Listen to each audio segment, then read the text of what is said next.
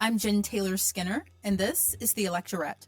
On this episode, I have a conversation with Dr. Venice Haynes, the Senior Director of Research and Community Engagement at United States of Care, an organization focused on building a better healthcare system by expanding access to quality, affordable healthcare. Dr. Haynes joins me to discuss Black maternal healthcare and to talk about a report the organization recently published that looks at promising state-level programs and organizations that have been successful in improving maternal health outcomes for Black women. We discuss why these programs have been successful and what we can learn from these state-level practices to improve outcomes nationwide. So, please enjoy my conversation with Dr. Venice Haynes. Dr. Venice Haynes, welcome. Thank you so much. I'm really excited to be with you for this conversation. Our healthcare landscape for women right now in this country is rather bleak, and I'm sorry to start off that way, but particularly when you think about reproductive healthcare and our maternal healthcare, particularly the maternal outcomes in healthcare.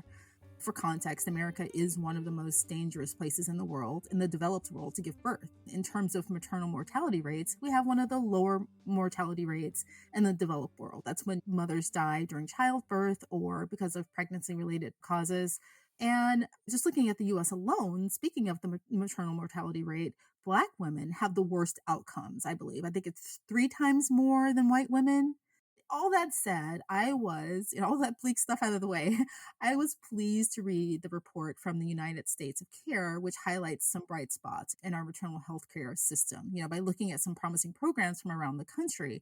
And I want to go into those programs in detail with you in a moment. But first, I'm just curious as to why you thought it was important to highlight those positive programs. Yeah. Before I get into that, I kind of just want to orient some of your listeners to who US of Care is. We are a fairly new organization. We're in our 6th year. And we really like to say that we operate at the intersection of people, politics, and policy, which really means we value listening to people first, or like we often like to say, listen loudly to people and then build policy and take action second. And we have literally talked to tens of thousands of people across the country about the healthcare system. And in the process of that, that's really how we got to the space of the maternal health crisis that's constantly coming up in conversation, right? And so listening to Black women in particular, yes, the stats that you highlighted were on point. That is absolutely right. We heard a lot of emotions, in our work, from the anxiety and their fear of getting the best care because of their identity, the loneliness in the process, not being able to fully recover from the birthing experience mentally, emotionally, and not really having a sense of where to go and the services and the resources they need throughout this process.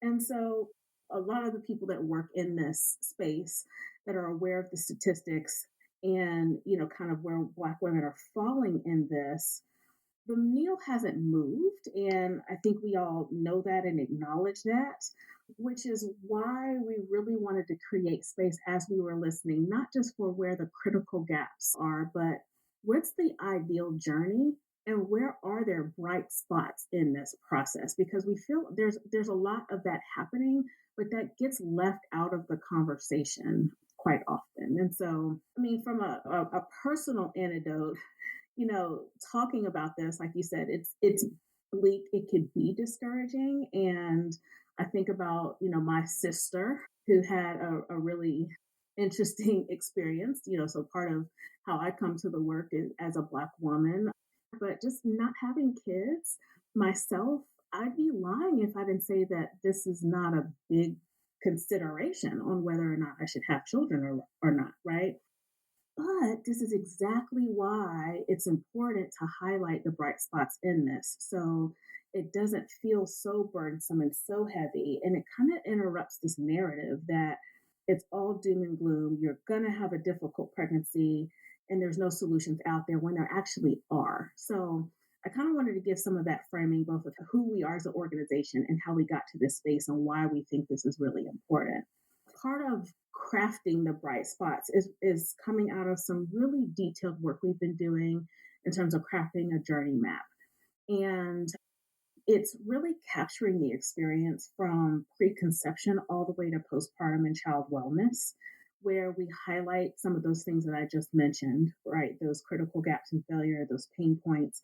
But what's the ideal journey? Because we want to make sure that we're not solving for just, the floor of better mortality rates. We want to have an overall better experience for women of color and Black women in particular on their pregnancy journey. And that is kind of where the bright spots was born out of, just to say, here's where we need to be striving and do more of this. We don't need to reinvent the wheel. There's a lot of great examples of great work that organizations have been doing for quite a while, actually, to address some of the pain points that women are experiencing. So we've been really excited to get in and uncover some of those organizations and programs across the country so that we can start to bridge the gap with what's happening and where we can scale up. Yeah, and I'm really glad to see reports like this out in the world because if you just listen to our current news cycle, it's easy to fall into despair around this issue. And you mentioned a personal anecdote. I actually had a friend several years ago, a Black friend. We were celebrating actually her, upcoming the birth of her second child, and she mentioned that she was afraid, and it just kind of took me aback. I had a kid years ago. He was much older, so I wasn't going through that myself, but I hadn't really thought about that. It's a time for celebration, but then there are fears that childbirth again is can be dangerous for many of us, right? And particularly for Black women. So again, it's it should be a time for celebration.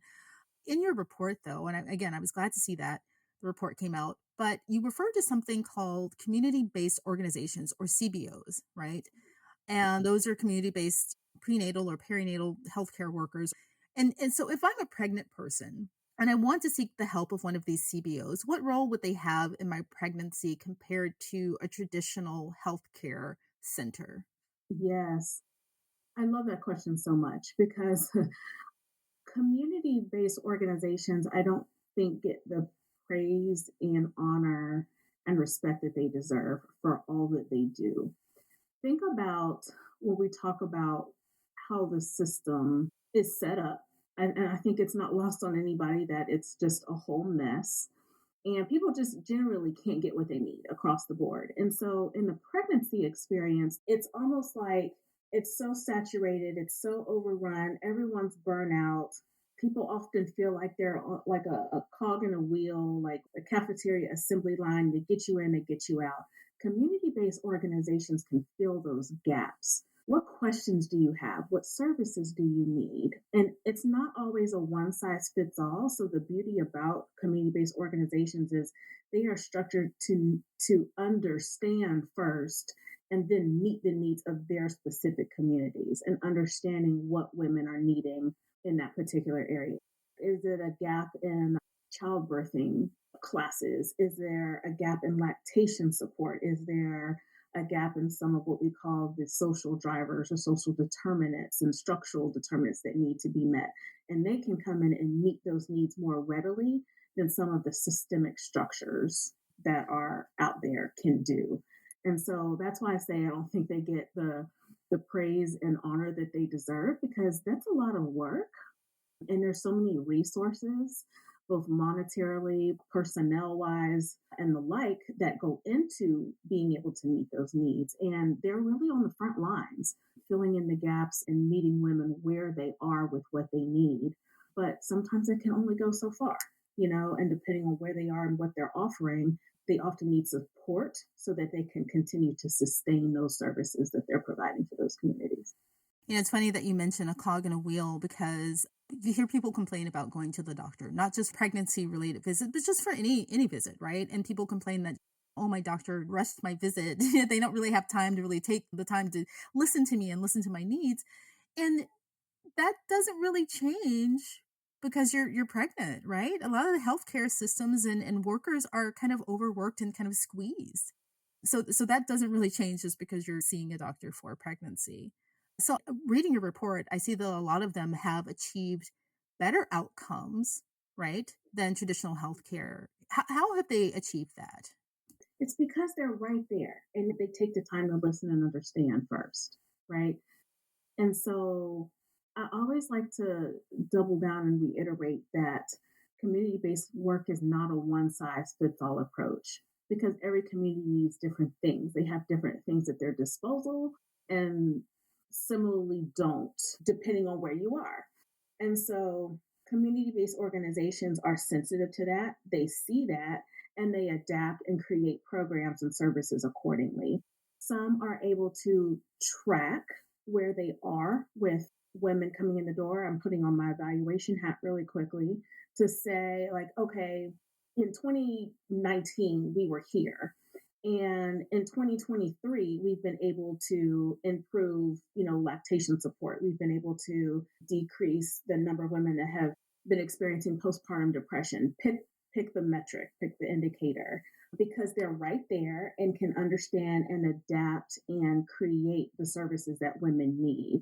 And it's really just taking the time, right? Again, when you go into more like hospital systems or doctors' offices, and this is by no means any, knock on providers. I think in some instances they're doing the best they can. And women just need more. They need to feel seen, they need to feel heard, especially first time moms.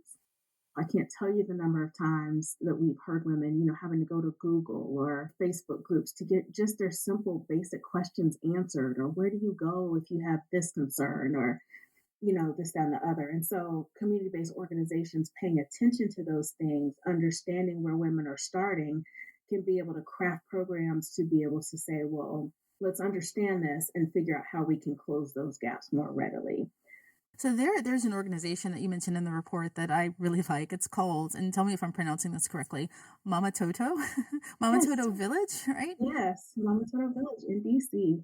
Yeah, it's a CBO out of DC, and they receive funding to do things like home visits and breastfeeding consultant services, right? And that's one of the issues that a lot of these CBOs don't have a lot of funding to do the services that they want. When you think about hospital settings, I mean, these hospitals have budgets of millions, if not billions of dollars, right? So the fact that they've been able to achieve what they've achieved with the funding that they have is impressive. But can you tell me a little bit more about this organization and about how organizations like this deal with funding? Yeah, I think they have been serving, what is it, 300 clients since 2012, and it it varies. And I'll just be frank here. There is a strain on resources. To your exact point, right? Hospitals and hospital systems have hundreds of millions of dollars.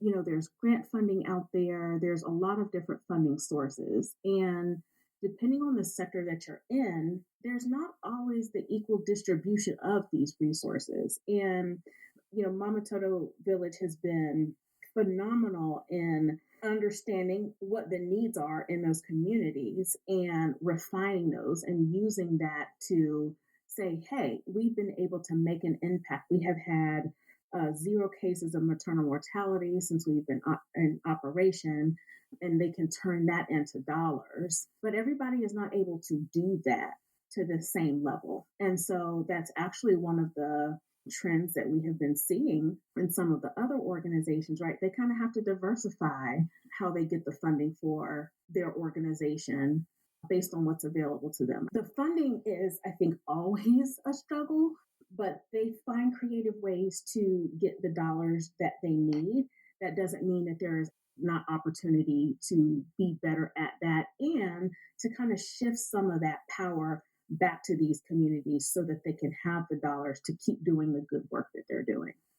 Again, hospital settings, they make billions of dollars off of the Right. cost of healthcare alone. I think I read somewhere that the average cost of, giving birth is something like $20,000, and that sounds actually kind of low to me. I think it's higher than that, depending on the procedures and things that have happened, right?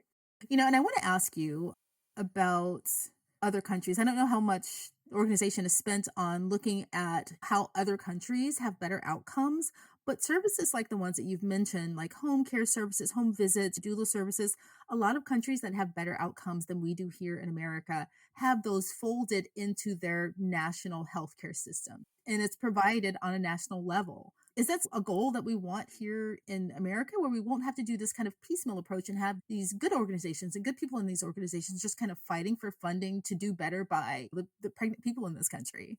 Compared to some of the other countries, I The first thing that comes up is how we have over medicalized the birthing experience.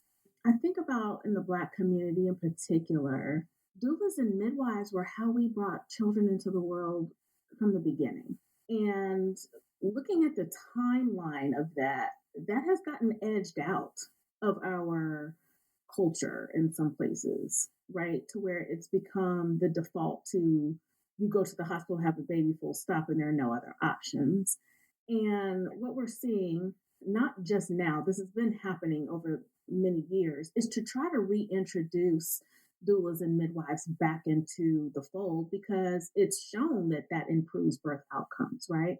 The problem is getting those covered under the current system. CVS and Walmart are looking for ways to, or actually not looking for ways, they are starting to cover doula services up to about $1,200 a year. Walmart is also expanding their coverage for doula services. Medicaid is reimbursing doulas in some places, trying to explore that. So there's opportunities for Medicaid and employers to bring that back into the fold because, like I said, the coverage part is where it starts to get really murky. But I mean, the stats are out there. That's where the improved outcomes are. So, I think about the context of which all of that has happened. And a really interesting anecdote here is the perceptions around that.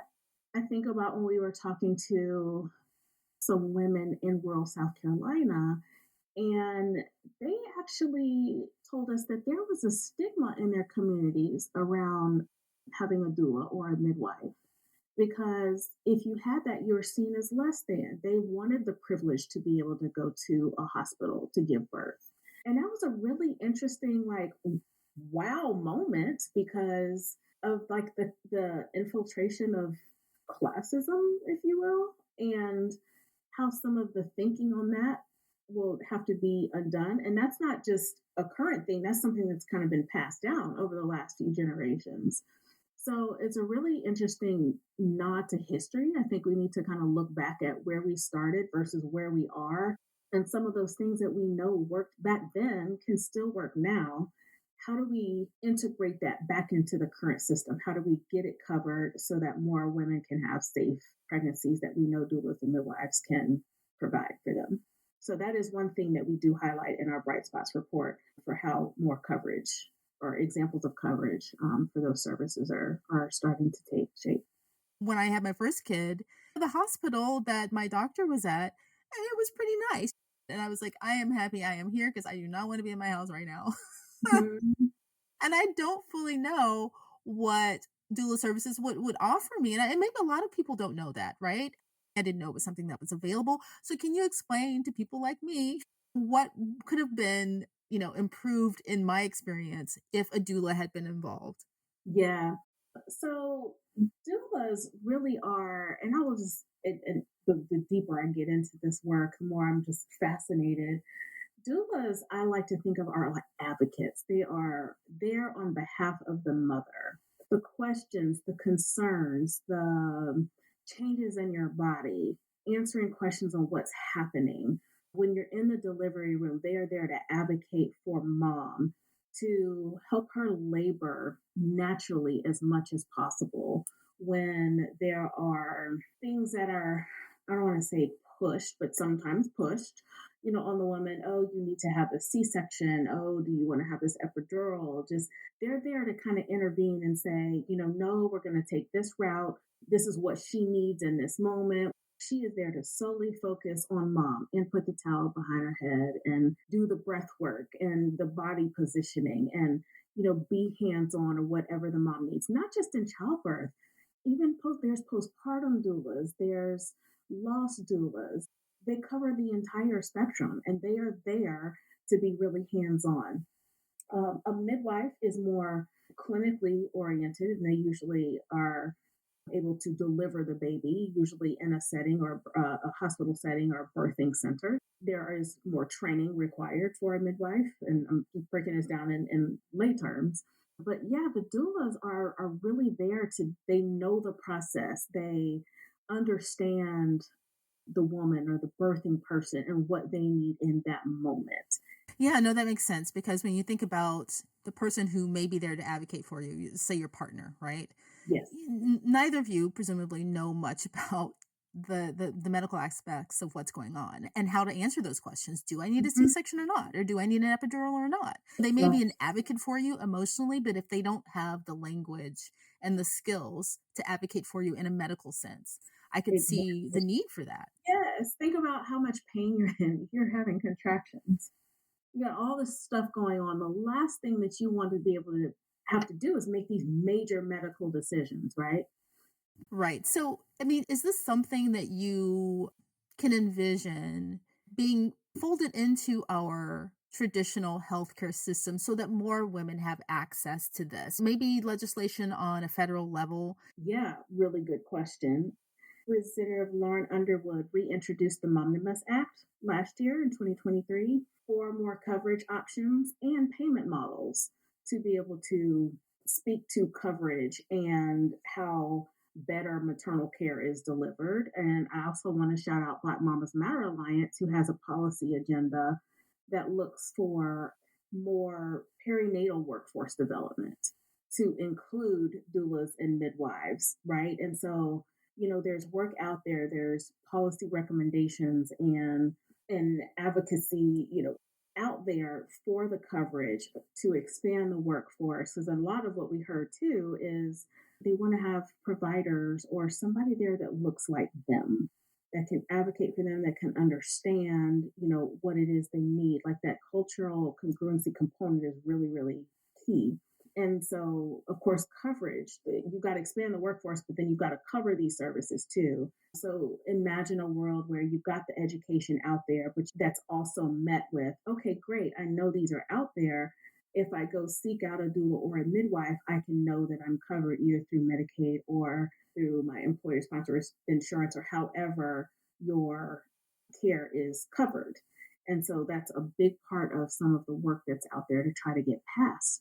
So I think there's different levels, state by state, sector by sector, that we need to understand and understand the landscape. But there's plenty more work to do. For your listeners, in the course of building out this report and doing this work, there are really four themes that came out. Number one is that CBOs are identifying diverse and creative streams for sustainable programs and services, and there needs to be more of that.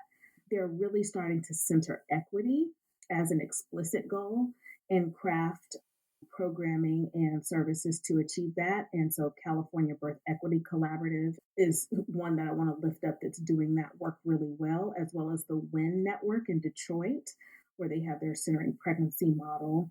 The third one is CBOs and states are trying to build out cultural responsiveness and better maternal mental health care. That is absolutely critical. And so the Massachusetts Child Psychiatry Access Program for Moms is one of the bright spots that's really leaning in and addressing that. So I just kind of wanted to name those trends that we have been seeing across our bright spots.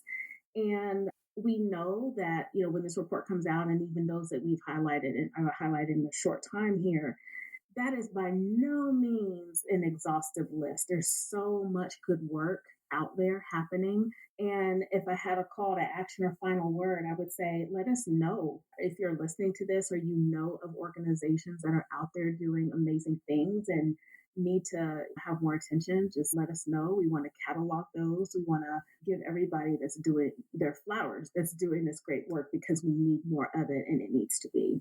No. That's really promising, and I'm glad to hear that I myself won't be having any more children.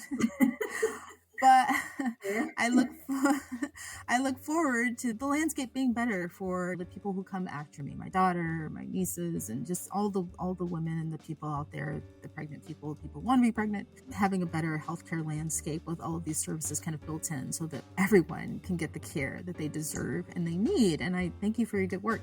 So, Dr. Venice Haynes, thank you so much for joining me. And again, thank you so much for your good work here. Thank you so much for having me. And we appreciate all the work that everybody out there is doing to solve this crisis once and for all.